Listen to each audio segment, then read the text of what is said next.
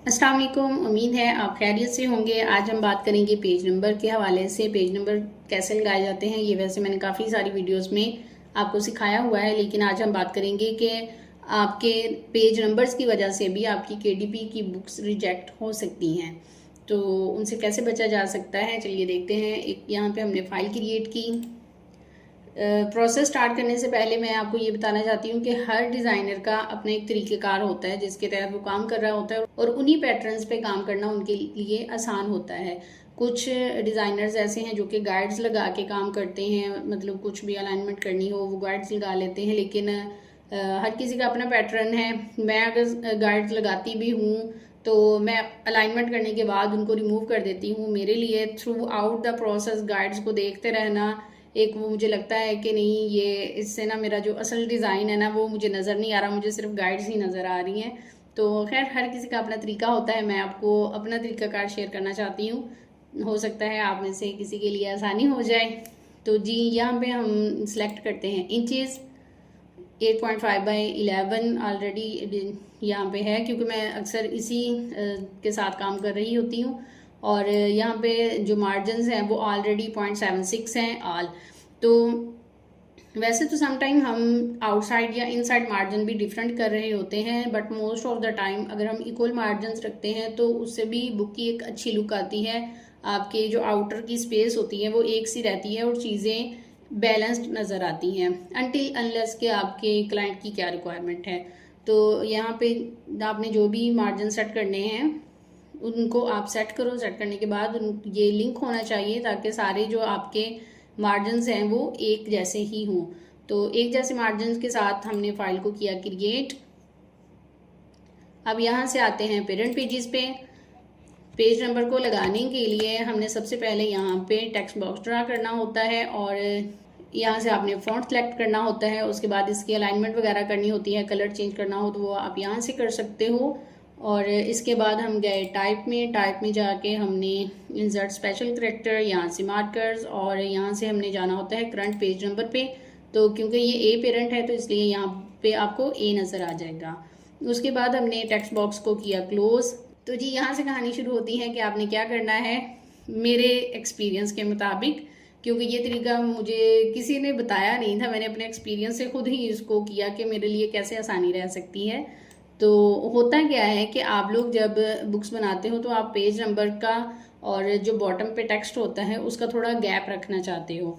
तो गैप रखने के लिए आप लोग पेज नंबर को प्लेस कर देते हो। आपने जिस भी साइड पे या सेंटर पे करना हो तो आप उसको काफ़ी नीचे रख के या इधर रख के आप उसको प्लेस कर देते हो। अब होता यूँ है कि आपके ख्याल से पेज नंबर एक माइनर सा नंबर है जो कि किसी भी कोने में बुक के पड़ा होगा, लेकिन अमेज़ॉन के अकॉर्डिंग वो एक टेक्स्ट ही है, और आपको प्रिंट बुक्स के लिए बहुत केयरफुल रहना पड़ता है कि आपका text out of the margin ना जाए। तो इसके लिए मैं ये करती हूँ कि पहले सारे मार्जिन को इक्वल रखा, इक्वल रख के यहाँ पे हम पेज नंबर को या तो बिल्कुल आप मार्जिन के साथ प्लेस कर लो, या फिर अगर आप उसको माइनर सा छोटा भी करते हो, क्योंकि अभी मैंने मार्जिन ऑलरेडी 0.76 रखे हुए हैं जो कि एक अच्छा मार्जिन है, आपको अच्छी ब्रीथ स्पेस मिल जाती है और प्रिंटिंग में कोई इशू भी नहीं आता। तो उसको थोड़ा सा हम नीचे रख के प्लेस कर लेते हैं। तो इसी को ही हम आर्ट के साथ इसकी कॉपी लेके इस वाली साइड पे भी ले जाते हैं। अब ये हमारे दोनों पेजेस पे पेज नंबर इंसर्ट हो चुके हैं। अब यहाँ पे क्योंकि मैं अभी किसी भी बुक के कंटेंट के साथ तो काम कर नहीं रही, तो यहाँ पे हम एक टेक्स्ट बॉक्स लेते हैं, उसको हमने यहाँ तक ड्रॉ किया, और इसमें हम जो डमी टेक्स्ट है उसको इंसर्ट कर देते हैं। अभी यहाँ पे तो हमारे पास जो है वो इनफ स्पेस है, मतलब इतनी स्पेस भी चल जाती है, सही लगती है। या आप पेज नंबर का कलर डिफरेंट कर सकते हो ताकि पेज नंबर थोड़े अलग नज़र आए, वो कंटेंट का हिस्सा ना लगे। लेकिन क्या होता है कि समटाइम हमें टेक्स्ट को थोड़ा बहुत एडजस्ट करने के लिए हमें टेक्स्ट बॉक्स को खोलना भी पड़ता है। फॉर एग्जांपल अगर एक आध लाइन यहाँ पे आ रही है तो बजाय इसके कि आप एक लाइन को आगे वाले पेज पे लेके जाओ, आप उसको वहीं पे एडजस्ट करने की कोशिश कर रहे होते हो। तो फॉर एग्जांपल मैं ये वाली लाइन ही यहाँ पे कॉपी पेस्ट कर लेती हूँ। तो अब ये देखिए यहाँ पे अब हमारे पास कोई गैप नहीं रहा, इवन के हमारी जितनी नॉर्मल स्पेस थी वो भी यहाँ पे नहीं है। तो इसका आसान तरीका ये है कि आप एक बार पेज नंबर लगा लो इक्वल मार्जिन्स के साथ, एंड देन आप लोग प्रॉपर्टीज़ में जाके इसका लिंक ऑफ करो और बॉटम के मार्जिन आप बढ़ा दो।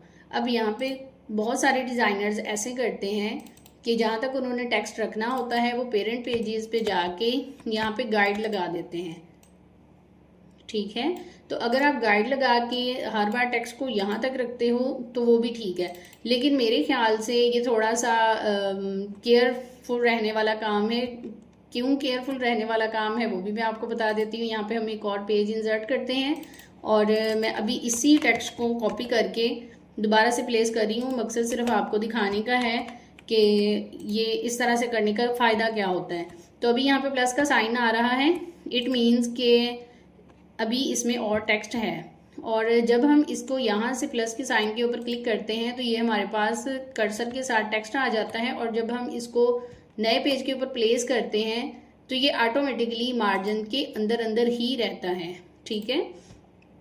पहले मैं ये वाली गाइड रिमूव कर दूं, ठीक है। अब यहाँ पे देखिए कि ये जो टेक्स्ट था वो ऑलरेडी जहाँ पे हमने मार्जिन सेट किया था वो वहां तक आके रुक गया है, लेकिन अगर हमने गाइड के साथ इसको अलाइन करना होता तो फिर हर बार हमें केयरफुल रहने के लिए यहाँ तक इसको लेके जाना पड़ता है। और जब आप बड़ी बुक्स के साथ काम कर रहे होते हो तो समटाइम आप इस तरह की चीज़ों को नहीं देख रहे होते ना, कि आपको एक एक चीज़ को पकड़ पकड़ के उसको सेट करना पड़े। तो जितनी सेटिंग्स ऑटो हो सकती हैं उतना ज़रूर करना चाहिए, आई थिंक सो। तो बात छोटी सी थी लेकिन समझाते समझाते वीडियो थोड़ी सी लंबी हो गई है, लेकिन उम्मीद है कि आपके लिए ये हेल्पफुल रहेगी। एक छोटी सी टिप थी जो मैं आपके साथ शेयर करना चाहती थी। तो मुझे ज़रूर बताइएगा कि आपको मेरा तरीका कैसा लगा। थैंक यू, अल्लाह हाफिज़।